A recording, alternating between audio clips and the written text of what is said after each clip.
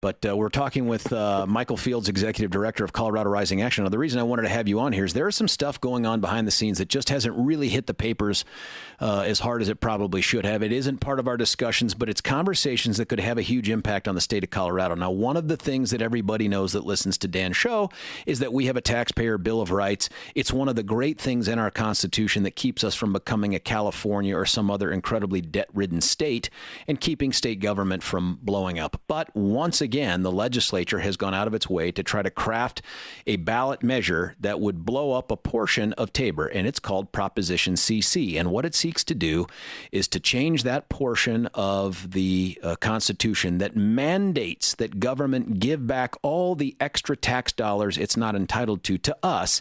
And it says, no, go ahead, government, you can keep it, and we'll give you some guidelines on how we think you ought to spend it, but nothing that really ties your hands to that. Now, you have been an opponent of this, way out front on this. I have been an opponent of this. So has Governor Owens, Senator Hank Brown, a whole bunch of other people that have represented government at different levels and across the state for a long time. But there's something else working in the background on this issue. Tell us what it is, Michael. Yeah, so the latest revenue forecast came out, and Colorado's economy is doing really well. As you know, we have the number one economy in the country. Unemployment is a little over 3%. Things are going well, and so the government has been getting a lot of money, and it is going to go above that TABOR cap, that population plus inflation growth. And this year is looking like $575 million would be refunded to us taxpayers. Oh my goodness. In the next 2 years, $300 million each year. So nothing to sneeze at in terms of the amounts that we're talking about. Well, Democrats, of course, don't want to give us back that money. And so they're trying to find ways to keep it. And you mentioned Prop CC would keep that access money every year forever if it's passed. The problem the Democrats are running into is people don't want that to happen. Polling has shown that focus groups have come out that are just like, we don't want to give any more money to the government when it is growing by over $1 billion every year. Oh, my gosh. And so I think the Democrats in the legislature are looking for some kind of deal to wrap in Republicans to pull Prop CC off the ballot and put some other deal that might be shorter term, 10 years, but would have a small, very small tax cut and then take all of that revenue that they want to keep. And the deal is 6, 7, 8 times to 1 in terms of taking money versus giving it back in tax cuts. And so I think, the key here is having people aware that their legislator, if they need to contact their Republican legislator and say, look, this is a terrible deal for the state. Don't do any deal with the Democrats, in order to give up our tax refund. Well, let's talk about a couple things about this. And we're talking with Michael Fields, Executive Director of Colorado Rising Action. I am George Brockler, filling in for Dan Kaplan, celebrating his 25th anniversary.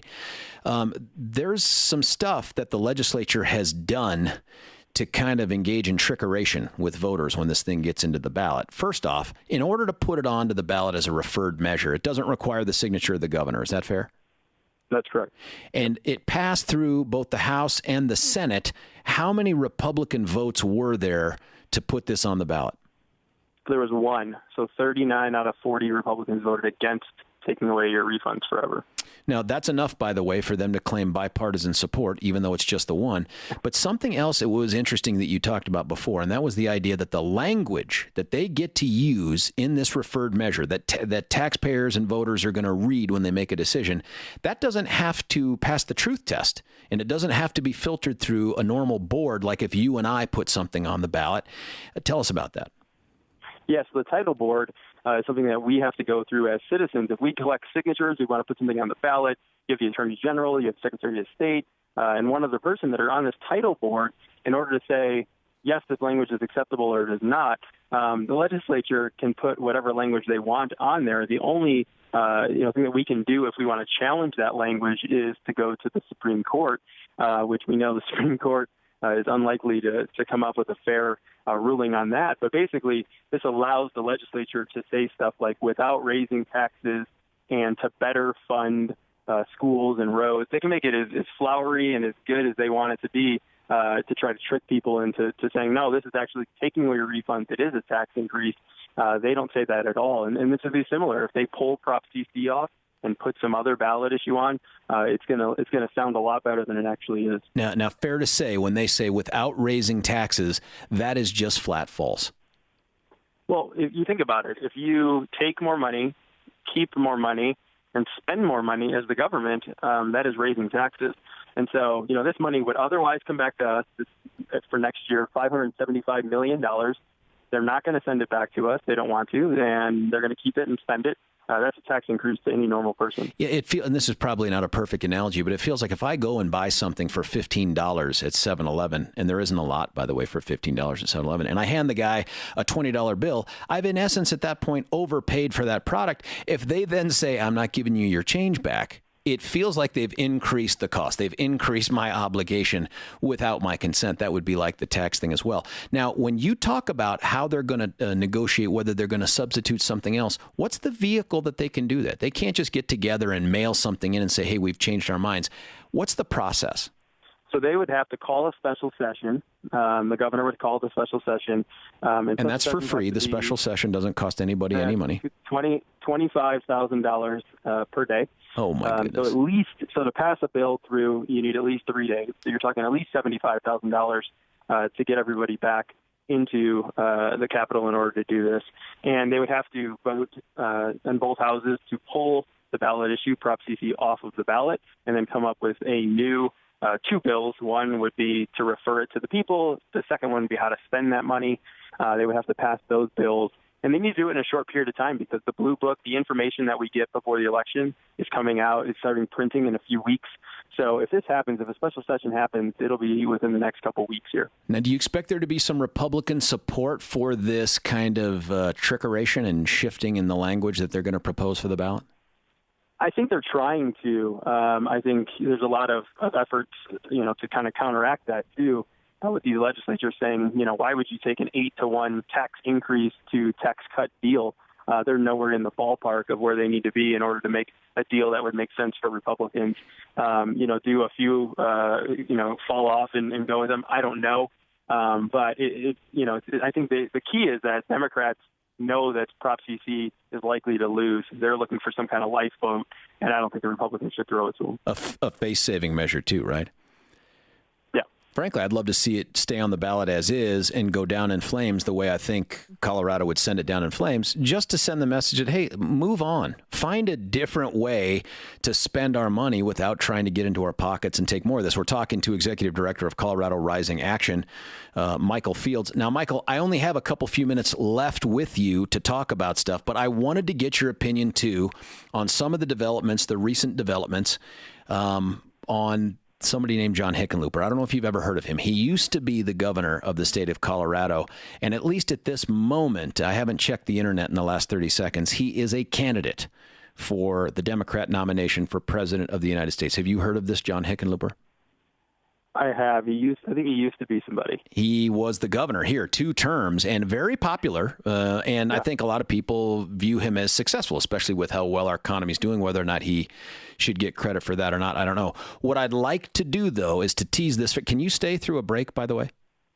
Yeah, no problem. Okay, look, one of the things I want to tease is I want to talk to you about this latest news about the top of his campaign really becoming a revolving door at this point of some of the biggest parts of a campaign. And you've been part of a campaign. I've been part of a bunch of different campaigns. These are not small moves. What does this portend for the future? And what do you project happening down the road, including speculation about whether or not at some point he pops smoke and jumps into the U.S. Senate race against Cory Gardner? Would you call yourself a proud capitalist? Oh, I don't know. Again, the labels, I'm not sure any of them fit. Right. Let me ask you just, I'll break it down even more. Do you consider yourself a capitalist? Well, again, the labels, I'm a small business person, so that part of the system that you would call capitalist, I get it. I understand it. Right. Well, so do you consider yourself a capitalist, and does capitalism work? Well, I think I don't look at myself with a label. Wow. George Brockler filling in for Dan Caplis on the Dan Caplis Show. We are border to border, by the way, in the wonderful state of Colorado. That voice that you heard there was one Joe Scarborough, who I thought was laugh out loud funny in the way that he phrased the questions. Let me put it a different way. Are you a capitalist?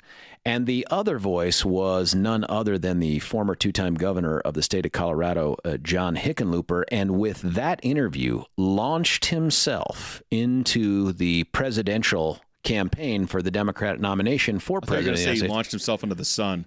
He could have. I mean, it would have probably been better polling wise. It's hard to imagine that with decisive answers like that, he hasn't fared any better.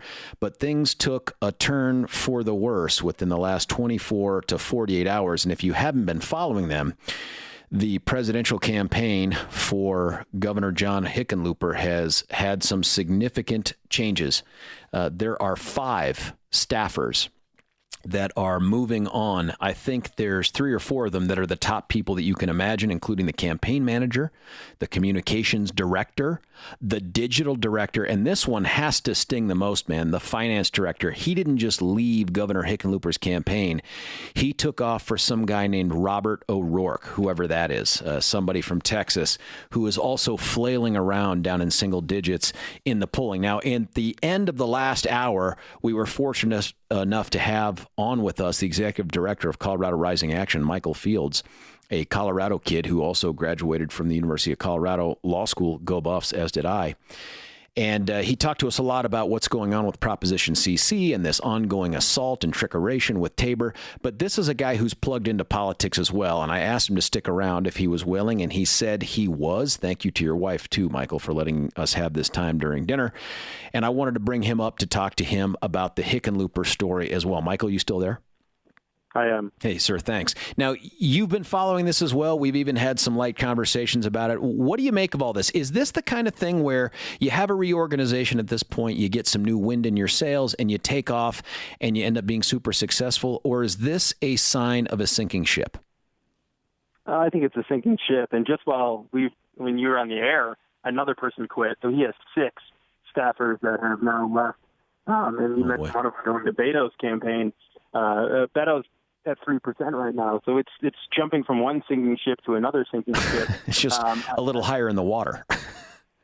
Barely. I mean, they said that Hickenlooper's campaign will probably run out of money by the end of the month, and obviously you can't continue on if you're going to do that. So yeah, there have been in history times when John McCain, and some others, were having a hard time and they bounced back. I think the problem is you have 25, 26 people running for president on the Democratic side. There's no air out there.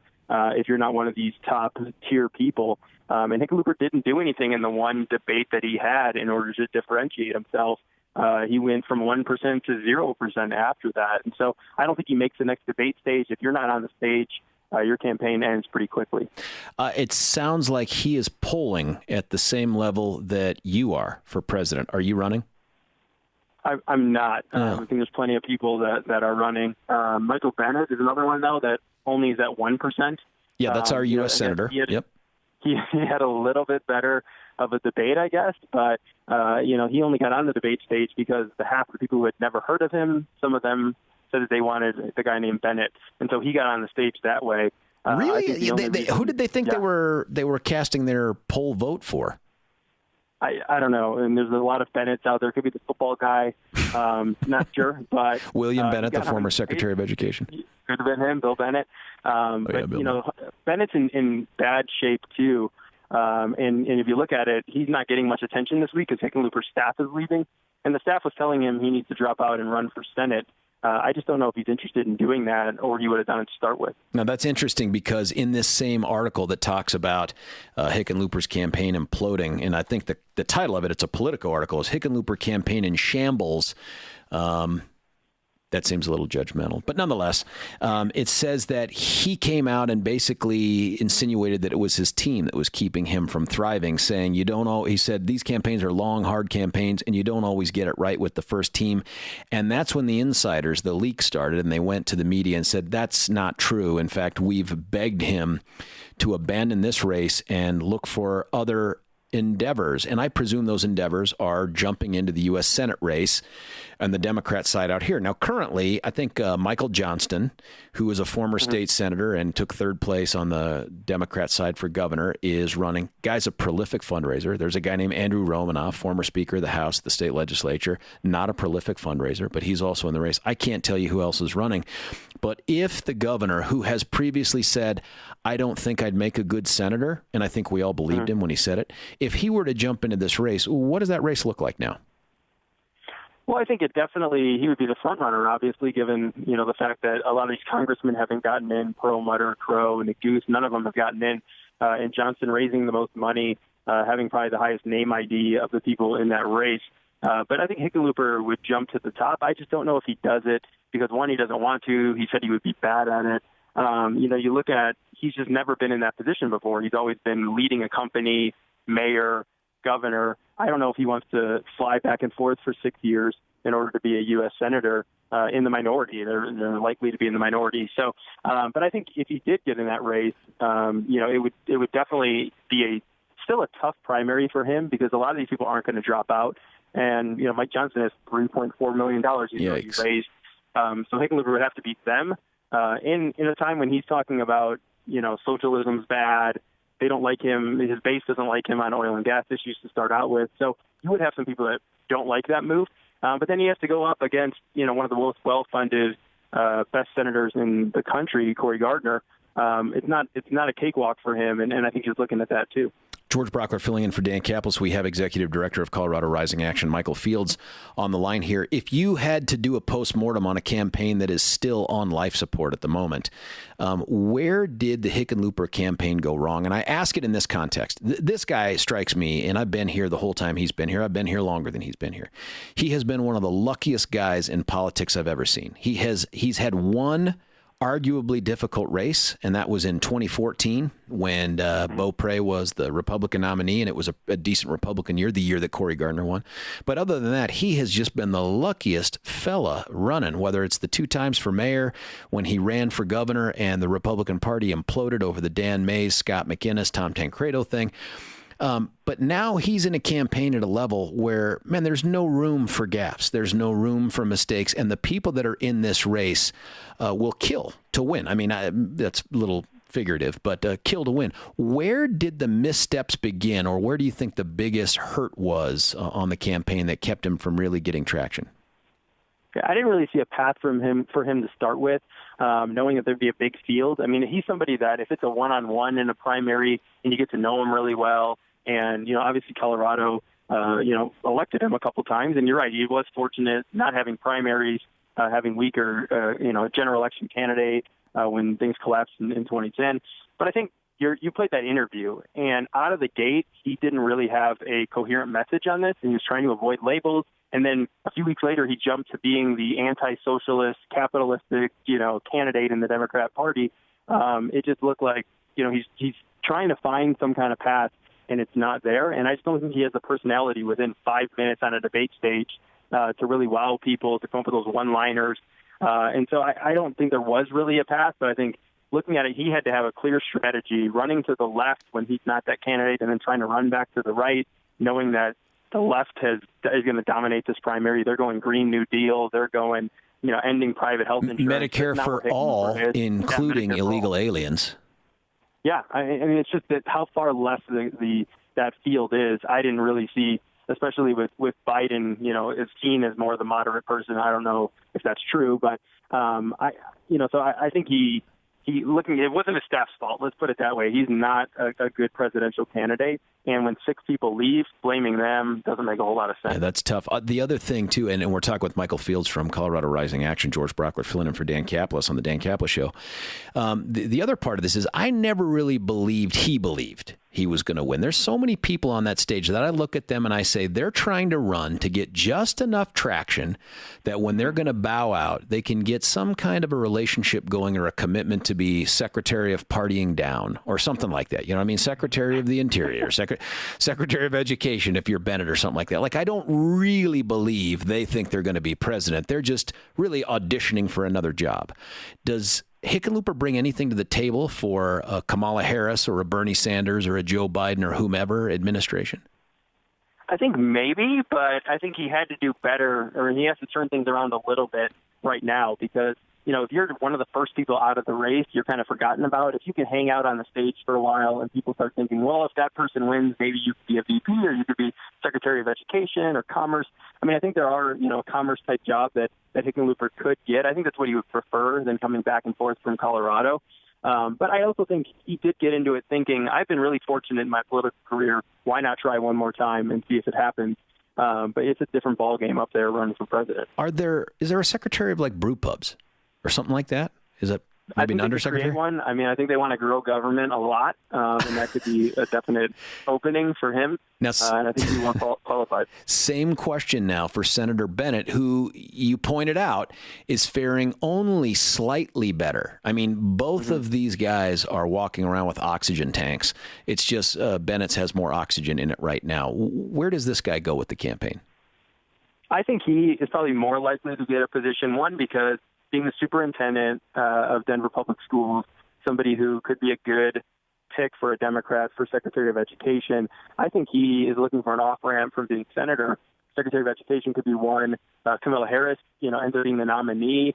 He could be a VP pick for her potentially. I think both of these guys are trying to hang out long enough to get one of these, cushy positions in D.C. The problem is with the party moves further and further to the left, I doubt their nominee ends up beating President Trump anyway, with the economy going the way it has and with how far left they're moving. So I think Bennett, the longer he can stay up there, the problem is the criteria to get on the debate stage keeps going up. You need more donors, you need higher polling. And once you're off that debate stage, it's almost like you're irrelevant. Well, you brought up a good point, and that is that the numbers change. Like before, it was, hey, you had to at least poll at 1% in 4 different polls and have 65,000 donors. It doubles now. And for the fall debate, which I think is the next one, you have to have 2% in 4 polls. Nobody from Colorado, even combined, I think, gets 2%. And 130,000 donors. Now, if you're a Bernie Sanders or an Elizabeth Warren or a Mayor Pete or whatever, it seems like those numbers don't matter to you so much. Like you've already crossed that threshold.